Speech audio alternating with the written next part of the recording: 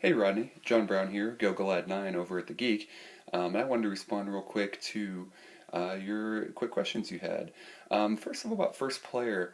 Yeah, it does seem kind of random in some games, especially Lords of Waterdeep, and I don't get it. I just like to say I appreciate games that think about that, like, for example, Keyflower, that has a number on a random home tile and it determines first player. I think games that do things like that, it's a little touch, but something I appreciate. About rolling dice.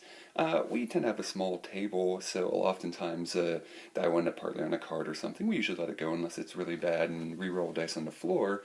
But what I found more interesting was your demonstration of how some people can't seem to roll dice without throwing them. I don't know, maybe that's something I need to teach in school. I think that could be a useful skill.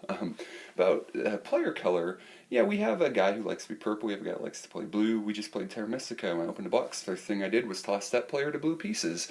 They were either going to be the Swarmlings or the Mermaids. Race didn't matter in the game, or faction or whatever, just as long as they were blue. They're a Kentucky fan, I think that has something to do with it. I find that really interesting. I tend to let other people pick first because it's more important to them, and then pick the brightest color, the loudest color, because then it's easy for me to quickly glance at the board and see what's going on with my pieces.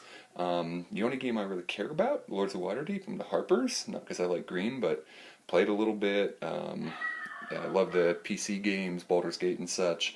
And I thought the Harpers were cool. Only disadvantage to having a color like that you use all the time is one time I played a game where someone else wanted to be the Harpers, so I let them be, and then I continually moved their scoring piece every time I scored.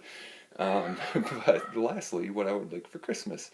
I have a few things on my list, games I've played but don't own yet that I like, Seasons, Tzolk'in, things like that. I think Madeira looks neat, but I could wait until it comes out more available in America. I think Nations is a good choice. But what I really want is them to reprint El Grande. They're reprinting El Caballero? It's a neat little game, but you can find it pretty cheaply. There's not a huge demand. And it's not the most highly rated game. El Grande, the godfather of area control games, super highly rated. Lots of people want it, and if I want to get it, I'm going to have to spend over $100 probably in shipping on eBay. So what I really want for Christmas as far as board gaming is please reprint El Grande.